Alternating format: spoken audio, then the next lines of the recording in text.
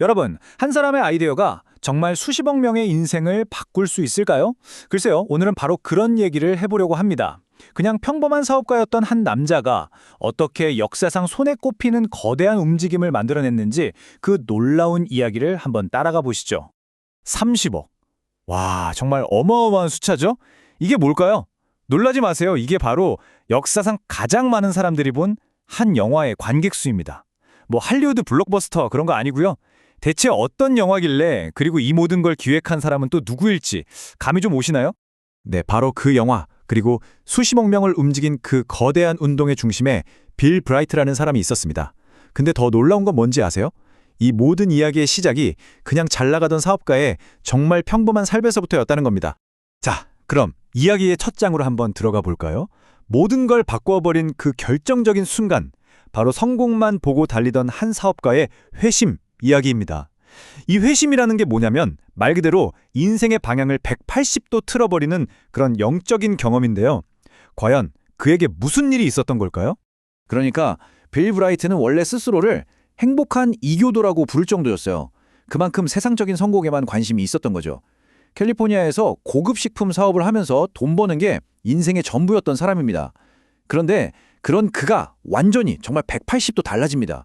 이제는 자신을 하나님의 종이라고 부르면서 전혀 다른 목표를 향해 달려가게 되거든요. 도대체 무엇이 한 사람을 이렇게까지 바꿔놓을 수 있었을까요? 그 엄청난 변화의 시작점은요, 정말 놀랍게도 아주 단순한 한 문장의 기도였습니다. 그의 멘토였던 헨리에타 미어지가 한번 물어보라고 해서 던진 질문이었죠. 주님, 제가 뭘 하면 좋을까요? 이 질문을 했다고 뭐 하늘에서 번개가 치거나 음성이 들려온 건 아니었어요. 하지만 바로 이 작은 질문이 그의 인생이라는 거대한 배의 방향을 서서히 돌려놓기 시작한 겁니다. 자, 그렇게 방향을 틀기 시작한 그의 인생이 이제 구체적인 목적지를 찾게 되는 순간으로 가보겠습니다. 모든 이야기의 시작은 바로 UCLA 캠퍼스였어요. 때는 1951년이었어요. 어느 날 밤이었는데 브라이트가 신학교 시험 때문에 한참 공부에 빠져 있었죠. 그런데 바로 그 자정쯤, 그가 나중엔 비전이라고 부르게 된 아주 강렬한 체험을 하게 됩니다. 뭐랄까, 마음속에 번개가 치는 것처럼. 대학생들부터 시작해라. 그리고 전 세계로 나아가라. 이런 분명한 메시지가 머리를 스치고 지나간 거죠. 이 경험을 한 브라이트는 정말 한치의 망설임도 없었습니다. 바로 행동에 옮겼어요. 1951년 하던 사업을 다 정리하고 UCLA에서 국제대학생 선교회, 우리가 아는 CCC를 만들게 됩니다. 처음 시작은 뭐 여학생 클럽 근처에 있는 자기 집에서 몇 명 모이는 거였어요. 근데 이 작은 불씨가 정말 무서운 속도로 번져나갑니다. 불과 1년 만에 USC, 버클리 같은 캘리포니아 주요 대학으로 쫙 퍼져나갔으니까요. UCLA에서 거둔 초반의 성공은요, 진짜 말 그대로 폭발적이었습니다. 250명, 이게 CCC를 통해서 신앙을 갖게 된 학생들 수인데요. 근데 진짜 놀라운 건 그냥 숫자가 아니에요. 그 250명이 누구였냐는 거죠. 당시 총학생회장, 교내신문 편집장, 그리고 제일 잘 나가던 운동선수들까지. 그러니까 요즘 말로 하면 캠퍼스의 인싸들, 인플루언서들이 움직이니까 캠퍼스 전체가 마치 도미노처럼 바뀌기 시작한 겁니다. 참고로 오늘 저희가 들려드리는 이 이야기의 많은 부분은요, 빌 브라이트의 공식 전기인 놀라운 믿음이라는 책에 자세히 나와 있는 내용들입니다. 자, 이렇게 운동은 엄청나게 빠르게 커졌어요. 근데 브라이트는 또 다른 고민에 빠집니다. 이 열정을 어떻게 하면 이 캠퍼스를 넘어서 전 세계 누구에게나 쉽고 또 강력하게 전달할 수 있을까 하는 문제였죠. 말하자면 자신의 메시지를 어떻게 하면 복제하고 확산시킬 수 있을까? 그 방법을 찾기 시작한 겁니다. 그가 내놓은 첫 번째 답이 바로 이 사형리라는 작은 책자였습니다. 핵심은 딱 하나, 단순함이었어요. 복잡하고 어려운 신학 이론을 정말 누구라도 이해하고 다른 사람한테 바로 전해줄 수 있게 딱 4단계로 압축한 거죠. 자, 보세요. 첫째, 하나님은 당신을 사랑하고 당신을 위한 계획이 있다. 둘째, 그런데 인간의 죄 때문에 그 관계가 깨졌다. 셋째, 예수 그리스도가 그 문제를 해결할 유일한 방법이다. 넷째, 그래서 우리는 각자 예수를 구주로 받아들여야 한다. 딱 이거예요. 이 간단한 틀 덕분에 굳이 신학자가 아니어도 누구나 이 메시지를 전할 수 있게 된 거고, 이게 그야말로 전 세계로 퍼져나가게 됩니다. 그리고 그의 두 번째 비밀 병기는 바로 영화였습니다. 사실 브라이트는요, 아주 오래전, 그러니까 1945년부터 예수의 삶을 다룬 제대로 된 영화를 만들고 싶다는 꿈을 계속 품고 있었대요. 영화라는 매체가 가진 그 강력한 힘을 일찍부터 알고 있었던 거죠.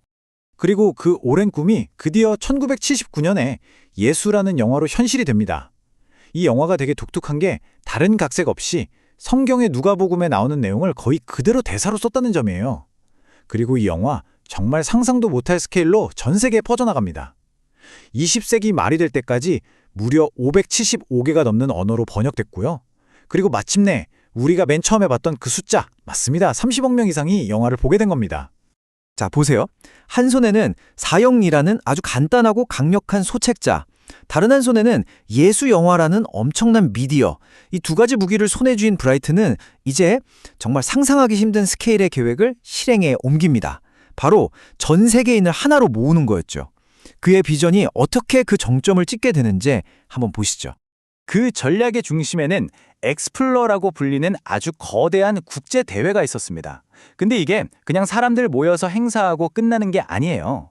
뭐랄까, 전 세계에서 온 사람들을 한데 모아서 집중훈련시킨 다음에 다시 각자의 나라로 돌려보내서 이 메시지를 퍼뜨리게 하는 거대한 훈련소이자 동원기지였던 셈이죠. 이 엑스플로어 대회의 규모는 정말 상상을 초월합니다. 130만 명. 이게 믿어지세요? 1974년에 바로 여기 서울에서 열렸던 엑스플로 74에 단 하루 저녁 집회에 모인 사람 수에 대한 경찰 추산치입니다. 거의 도시 하나가 통째로 움직인 거나 다름없죠. 단 하나의 목표를 위해서 이렇게 많은 사람이 한자리에 모인 건 정말 역사적으로도 찾아보기 힘든 장면이었을 겁니다. 이렇게 쭉 돌이켜보니까 이 모든 것의 시작이 결국 뭐였죠? 맞습니다. 한 사업가의 아주 소박한 기도였어요. 주님, 제가 뭘 하면 좋을까요? 바로 이 작은 질문 하나가 결국 수십억 명의 삶을 흔든 세계적인 운동으로 이어진 겁니다. 빌 브라이트의 비전은 정말 처음에는 그 누구도 상상하지 못했던 거대한 스케일로 현실이 된 거죠. 빌 브라이트의 이야기는 결국 한 사람의 비전이 얼마나 엄청난 힘을 가질 수 있는지를 똑똑히 보여줍니다. 그래서 마지막으로 이 질문을 여러분께 던져보고 싶네요. 대체 무엇이 한 사람의 머릿속에 있던 생각을 수십억 명을 움직이는 거대한 힘으로 만드는 걸까요? 오늘 우리가 함께 살펴본 빌 브라이트의 삶이 어쩌면 그 답에 대한 작은 힌트를 주고 있지는 않을까요?